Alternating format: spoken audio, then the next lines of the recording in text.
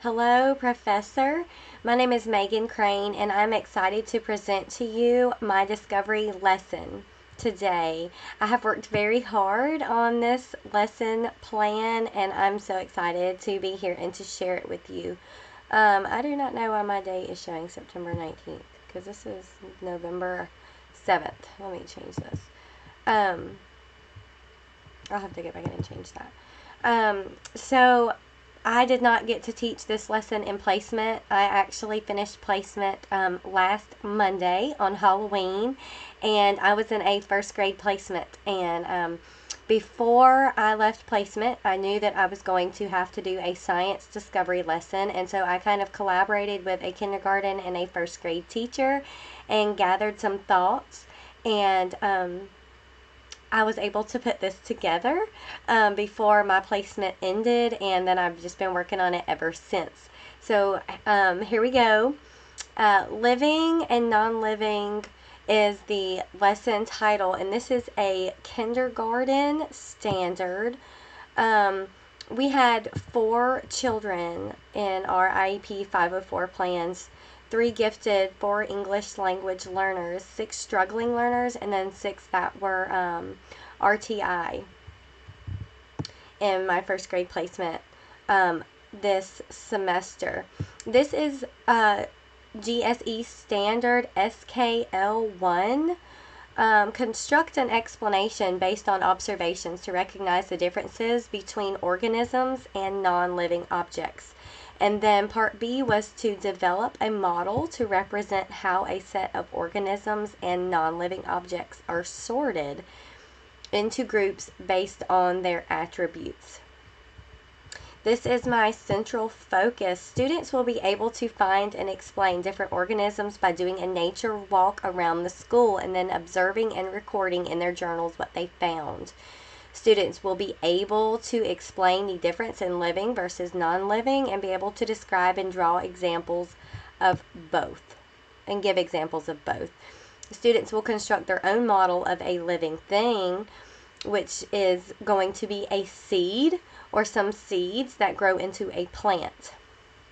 My learning targets are right here. I can explain what an organism is. I can explain what living means. I can explain what non-living means. I can explain what an organism needs to live and survive. I can explain which objects are living, which are not living, and then sort or classify them accordingly. I can explain the difference between living and non-living objects and organisms. And then lastly, I can develop a model to represent a living organism. Okay, I have my academic language here. Students need to be able to explain. Explain is my language function. It's my language function, okay? Vocabulary is listed right here.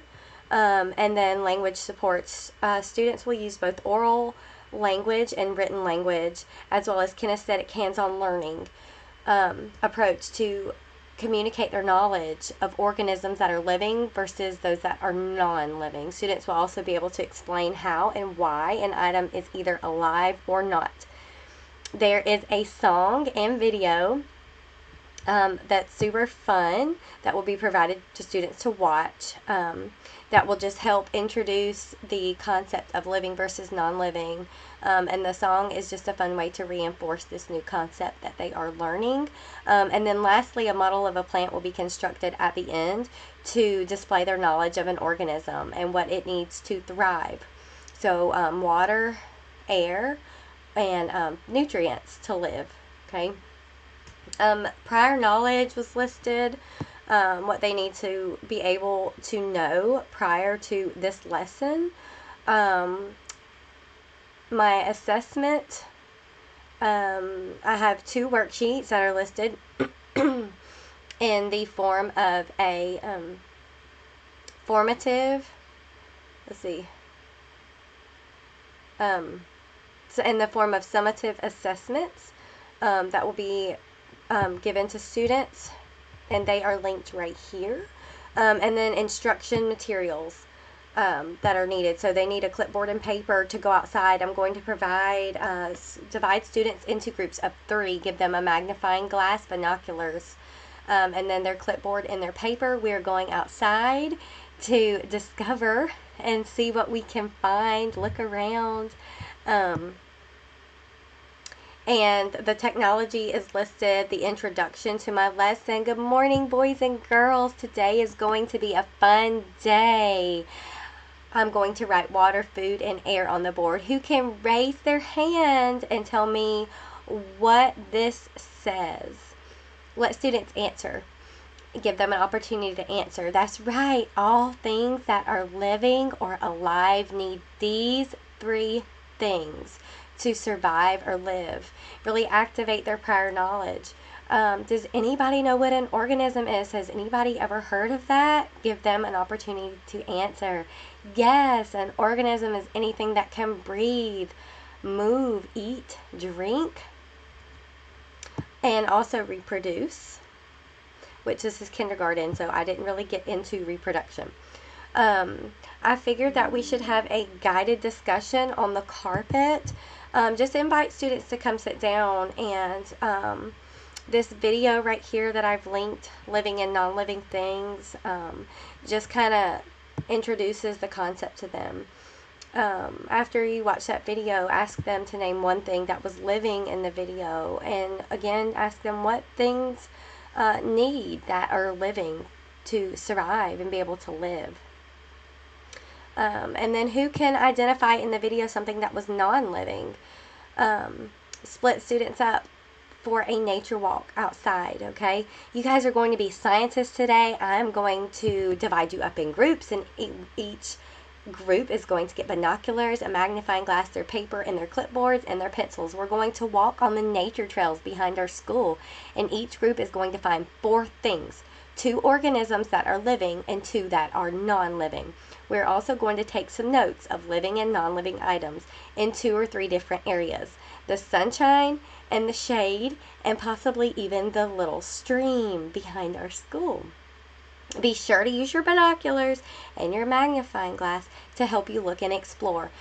Discovery lessons are a form of 3-dimensional learning. Doing worksheets are great, watching videos are great, but students really, I want them with this lesson to really grasp why something is alive or why something is not alive. What the 3 things that that organisms need to live and to thrive, and then things that are not living, and be able to classify and understand the difference, okay? This 3-dimensional learning approach is really, really important for this lesson. So we are just going to go outside. We're going to notice. We're going to stop in the shade, let students explore and make inferences about things that are living and growing versus things that are not. Maybe a special type of special type of grass is found here, but there's no flowers. Maybe they noticed mulch or rocks. Maybe they noticed the school signs, the slow down signs. Maybe they noticed the benches to sit on, or the worms that are hiding in the dirt to get away from the hot sun.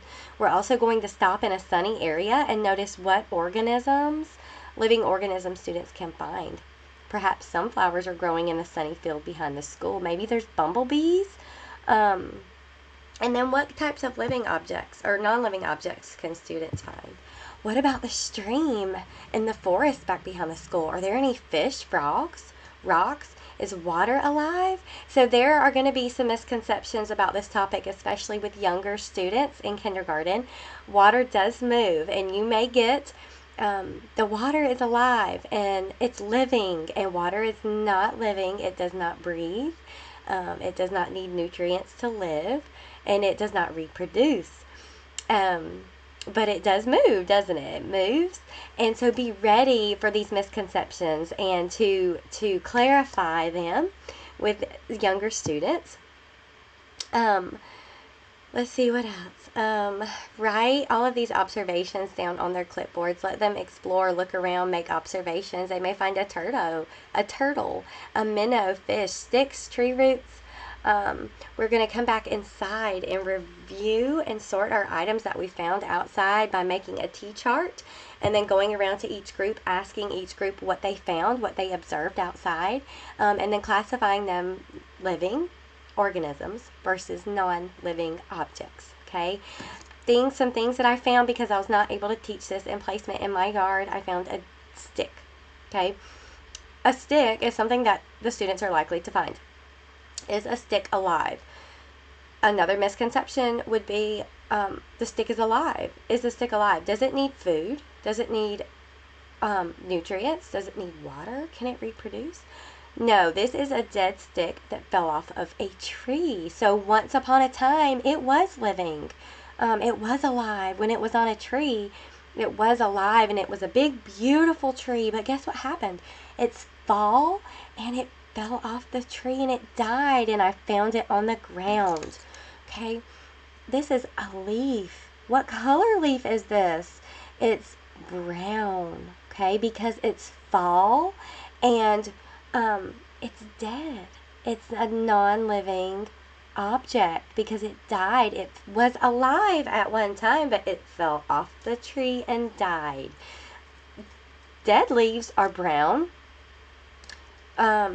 Living leaves that are alive are green, and when they are alive, they do need food, and they need water, and they need air, and so those are two things that they may find outside. They may find worms. They may find snails. They may find beautiful flowers. Flowers are absolutely alive. So lots of cool things that they can find outside. We are going to, there's a typo right there. I'll fix that. There is a fun song after we classify objects right here. Living Things by Jack Hartman on YouTube. It's just really fun for them to move and move their bodies to. Okay, and then I'm going to hand out paper cups, potting soil, seeds, and water and spray bottles. We're going to plant seeds in cups and talk about, again, review the things that living organisms need to live and survive. Okay, students are going to be able to take home their seeds in the cups and watch their little seeds grow into flowers with proper care and treatment. Okay, these are my teaching strategies, and then the worksheets in the form of summative assessments as kind of the ends. The worksheets are right here, and there's 2 of them with answer keys. Okay, as a form of assessment. And then the closure of the lesson. Did you guys enjoy our science lesson today? Being able to explore and discover things for ourselves and become scientists for a little while is so fun, isn't it? Now, if you think you can tell me which items at home and all around you are living and need food and air and water to grow and thrive, then raise 1 hand. Okay, and then raise 2 hands. And I can identify objects and organisms as living or non-living. Refer back to my learning targets. I can classify and sort objects and organisms as either living or non-living. I can explain the difference between living and non-living objects. And then I can describe what living organisms need to live and survive. And that's my closure of the lesson. Refer back to my learning targets. Here you will see my modifications that can be made for students that are struggling or need some extra help. Lots of visual cues, thumbs up, thumbs down, lots of visual cues, less talking, more visual charts, displays, things like that. And then these are my references at the very bottom. So this is 2 worksheets for the summative assessment. This is a video about living versus non-living things. And then this is a super fun song to get them moving their bones. So I hate I was not able to teach this in my actual placement, but I enjoyed putting this together, and I hope that students would really be able to grasp living organisms versus non-living objects. Through this fun outdoor nature discovery, and then classifying, sorting the objects accordingly when we come back in together. Really be able to dig in with their magnifying glass, their binoculars, and write things down, and then be able to sort them and classify them accordingly, and then be able to plant the seeds and grow into a flower and be able to take care of that. Thank you so much.